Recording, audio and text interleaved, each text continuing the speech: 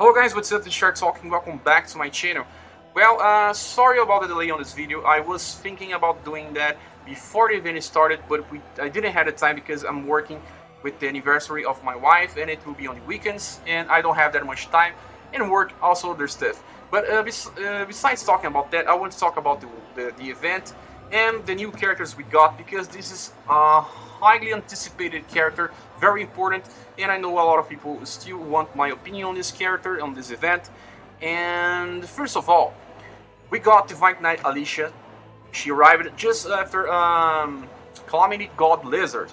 Well, Calamity God Lezard, Knight Alicia, and Awakened Planet are three characters that belong to the same event, and they are very, very powerful and very, very wanted, because they are the most important characters from the series. You know, a lot of people like Mad God Lezard, a lot of people like Alicia because she's a protagonist, and a lot of other people like Lenneth as well. So a lot of people will summon for Knight Alicia even without considering if she's good or not. It's very, very okay to do that because this character is still very strong. I still think she's one of the best options, and she doesn't have that much competitivity on the Lightning Sword type. We have Leon, but Leon is only for healing. She can't compare to the damage this girl has.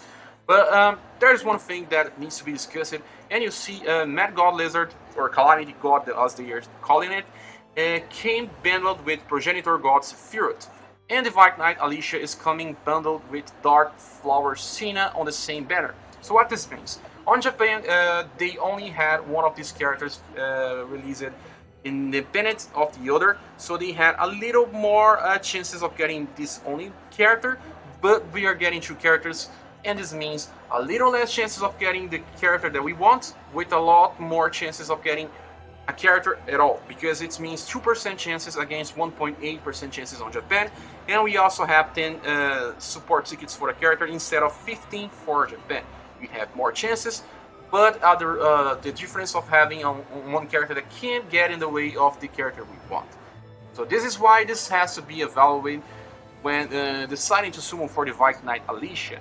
So I'll just click here and talk about the banner itself, because is Knight Alicia strong? Is Dark Flower Sennah useful? These are the most important questions here. And let's just click on the Divine Weapon traits to talk about this. And well. Knight Alicia is not as strong for the future.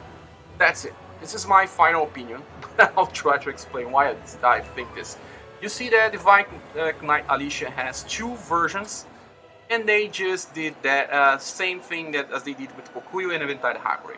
The alternative version that has a different art from the original artist from Valkyrie profile has more status. You can see here a lot more HP, a little more physical attack, like 15% increase on status. Doesn't make that much difference for people that are veteran, but for starting players this makes quite a lot of difference. But on the end, what matters the most is the passive. Are the passive skills worth? Well, we have to talk about this right now, and I will just evaluate the character based on this. You see that the status can be this very similar to Eventide Hakure, there's no discussion here. And the first skill greatly increases attack and damage dealt by lightning attacks. She's a lightning character. And the second one is when Purify Gouge is 1 or above, she gets more status to an attack count increased on certain turns. What things is, it's very good because this is the same thing as Eventide Hakure has, at least from the first part. Most other Valkyries also has that, and she gets status for all Purification Gouge. Having a Purification Gouge 4 means a lot of status to both physical and defense. This makes her for a very tanky build, I think, but she's not exactly a tank. You see a shield here, but she doesn't have aggro or anything else to further increase her defenses. So besides that, she gets more attack count on certain turns, so it's better to get even more Purification Gouge with normal attacks, because the third skill greatly increases dark damage by action skills, not normal attacks, and gain Purify Gouge for normal attacks. What it means that this girl here will increase quite a lot of Purification Gouge, just because she has one more attack sometime, and she also gets more because of this passive here. She gets more Purification Gouge. This girl here is a character that really gets better with more number of attacks. So very nice to invest on it. But that's all. That's all about this character. She's very good because she sometimes gets more attacks. She has very high status. She has only one element. And a little, when comparing to potential damage, she will do a little better than Eventide Valkyrie, but very, very, very similar. But Eventide Valkyrie still has two elements. She has an can skill that further increase the two elements of her damage with action skills. But here she has that on her passive. It's a little different because it's a little inferior, but Eventide Valkyrie has that on the incant skill. The incant skill from this Knight Alicia is very useful if you don't have that already, but it's not exactly that exclusive anymore. Valkyrie Alicia and Guard Elite has the same thing, also Blessing Silmira. They sacrifice 3 attacks to activate, and all allies will recover from status ailments and some slightly recover on HP. I know you guys have probably already saw this with at least with Valkyrie Alicia, and it's very important to have this in some special boss fights. It's good because this is the best character that can use this. Guard Elite can't compare to this; she's way inferior to this character. So okay, we talk about this. What I mean is that damage dealers is not so important on this game because they get replaced easily most of the time, not always. We are on the start of the 3rd generation and she beats most characters. She doesn't like beats Lucian, even she's a little weaker than Lucian on raw damage, but she has more utility, she's better for long fights, and I think she's a better character on the overall. And then we have here the other character. Sinful Flower iPad is the name of the artifact, but we'll call just Dark Cena. Dark Cena is a character from the Valentine season on Japan, and she's not from the 3rd generation. What happened with Mad God Lezard? He was paired with a 3rd generation character, but right now Dark Cena is a 2nd generation character that was released alongside Valentine because Japanese players like this type of stuff. And then she has the same role as the classic store Cena. She wants to perform critical hits to heal back damage. And it's very good because this girl here has a lot of hits, and the first skill greatly increases her physical attack and more critical hit chances. Very good to have critical hit chances increase on passive because you can simply get it to 5, and you can use the character without having a very high easy going. Very good to starting players that don't have that yet. And also she doesn't really need that good weapons with critical hits like Leon. Spear Sword, Missile Tank, or Dragonian's Halberd are not easy to get. So Leon needs that to get very good healings. But Dark Cena doesn't need that. But there's a draw point here. Dark Cena needs her orb to get heal. So you won't be able to get all what you want without getting the orb. The only way to get this is just if you're aiming for Knight Alicia and you'll be getting the artifact as what can I say, just a gift from all the developers. But I doubt anyone will be pursuing this character because she doesn't really replace Leon. If you have a very good Leon with good passives and a good ease going, she will be very similar to Dark Cena. Dark Cena just operates differently, is better for starting, but you also need her orb. Very, very hard to do that. On the 2nd passive, she greatly increases the normal attacks and also gain chances to guard break.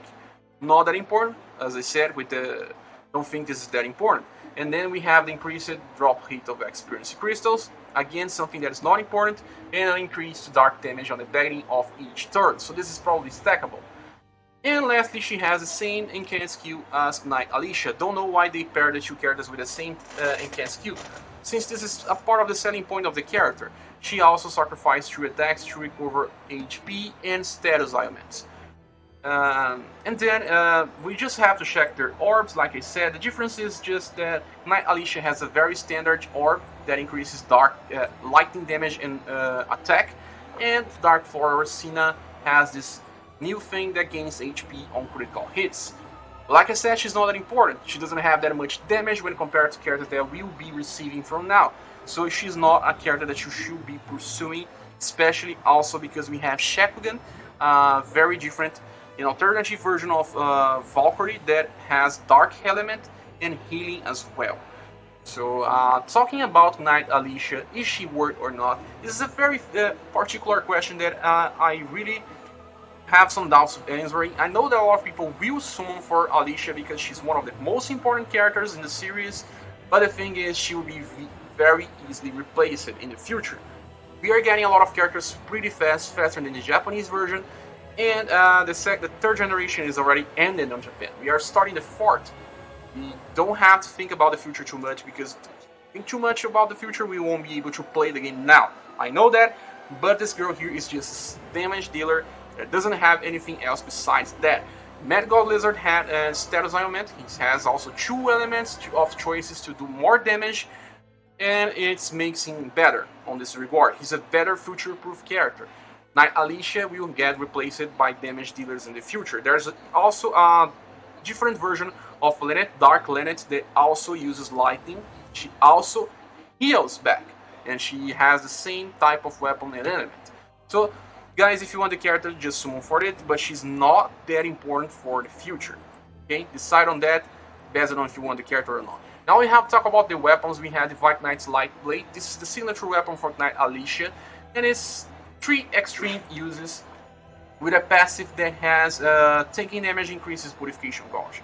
It kind of fits the theme of the character because she gets more purification gauge when she attacks. She sometimes gets more attack, and now if she gets hit, she will also get purified gauge. It's very interesting to have this. Balances the character, but doesn't really take advantage of anything of offensive. Okay, I don't think this is the best weapon to make a legendary evolution because taking damage is not that important in the future to get more purification gauge. If you have a character with 6 attacks, you get a lot of purification gauge. It's not as important because she's not a tank. Okay, then we have the Senkula's weapon. This is Dark Cena signature weapon, and it's 3 extreme uses from Dark, same thing as the Avengers word, but it has a way worse passive. It has 5% chance of guard break when performing a normal attack. 5% is quite high actually because it considered each hit, and if a character has a lot of hits like Cena, she will have more chances of guard break. But guard break is not important if you are using a mixed squad because an enemy can only guard against physical or magical attacks, not against the two. If you have at least one character with a different type on your squad, you won't ever need guard break. Okay, so we talk about these 2 weapons, the 2 characters. Now we have to talk about the banner and how it works. Well, actually, there's a very huge table here trying to explain. And guys, it's a little complicated for people that are experiencing it first. But the thing is, if you summon Knight Alicia, it's called a Divine Princess Shield, the artifact. If you summon her, you got her, just like always. If you summon her 3 times, you can exchange these 3 small jackpot tickets. Every time you summon her, you get 1. If you summon 3 times, you get 3. With 3 of it, you can exchange for the alternative version of the character. You can see here, Divine Princess Shield. There's a star after it, so you can use 3 of it to get this version of the character. You can also get this jackpot Divine Knight amount. This exactly means that if you hit the jackpot, there's a very, very low chances for it, and you get 2 artifacts. Jackpot means 2 artifacts, the original character and the alternative character, or you can either choose between the orbs, but you have to choose at least one of the character with that star. So you have a lot of chances here, but if you summon Dark Cena doesn't give you the small jackpot ticket. Summoning Cena doesn't affect in anything, only with this normal support ticket. Summoning, but it doesn't affect based on the character itself just because you are summoning. So you have to summon Cena 3 times to get the other character based on the 3 small tickets, or you either get the jackpot to get 2 artifacts and then you hit 2 more, or get it by support tickets. You have the 2 copies of the character, the original and the alternative orbit. But guys, not so far in the future, we will get a new update that you need 1 more artifact to get 50% increase on damage on your potential force. So if you're getting more artifacts than you need, please save them. Don't use to increase the number of attacks. You can save the number of attacks by using Yggdrasil branches, even if it takes some time. please save your artifacts. It's not easy to pursue a character after the banner is over. But good luck to you guys, maybe you get the jackpot and get the 2 artifacts at once. But guys, the chances are very, very low. It's expected. We can click here on drop rates and you will see that the jackpot is very, very low hate. Let's just search for it. And you see 0.025, very, very low. And you have a little less chances of getting Knight Alicia because the jackpot also gives you the same thing. It will also gives you Knight Alicia. But remember, this will get double on the 3rd step beyond. So this gets to 0.05 and Knight Alicia will get to very close to 1% chances of getting. A little, very close to the same thing as Dark Cena. And there's more chances to get the Knight Alicia signature weapon than Dark Cena's one. Better because it has a better passive. Okay, we talk about the banners, we talk about the characters. Now we just have to talk a little more about the event so we can close this video. And the event is the same thing. It's the Wandering Sorcerer. Like I said, the 3 characters belong to the same event. We have this summoned Valkyrie, has 5 stages with story, and when it ends, it starts hard 1, hard 2, and hard 3. Guys, and then there's hard X. This last boss here, I know a lot of people are already beating it. I didn't have time to test it, but it seems to be a little harder than 150 boss, but not as impossible as the one we got before. So still beatable if you think about it, but I will make a video about this later.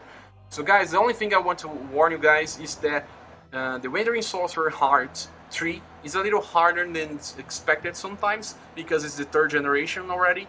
These bosses will be a little harder, even the farming bosses. So you can just decide to do hard 2 because it's 1 less AP as well for a run. The difference between the drops are very, very close. Just choose to do Sorcerer hard 2 and do your farm here. Then let's just talk about the exchange booth. In the exchange booth here, there's a lot of new stuff, even more stuff in the first part. And well, you can see very good items like Bolo Seals, Yggdrasil Branches, Gold Scrolls, and then Orbs, Ember, Garnets, and then there's Books. And lastly, we have a lot of other free skill stuff. Because of the free skill stuff, this is very, very large on options. But guys, decide what you want to have. You don't need to get everything. Okay, so guys, last thing, is it worth to summon for Knight Alicia? Well, in my opinion, not exactly. These 2 banners are not the best banners we could get. They will probably do better banners in the future because Knight Alicia is easily replaced in the future because she's just a damage dealer, while Mad God Lezard, or Calamity God Lezard as they say, is simply a character that has no element. He can use 2 elements on his advantage. He can inflict status elements to bosses. It's easy to use because he uses words as well as Knight Alicia, but he's more a future-proof character. So you have to decide. If you left the character, you will summon anyway. You don't matter about my opinion, but it's my opinion. Thank you for watching this video. Please subscribe to the channel if you haven't. I will ask you again, and if you want to help the channel, you can use the Patreon link here, and then you can also use my PayPal button also in the description. I really need your help to keep doing videos. Thank you again. We see each other in the next video. Bye.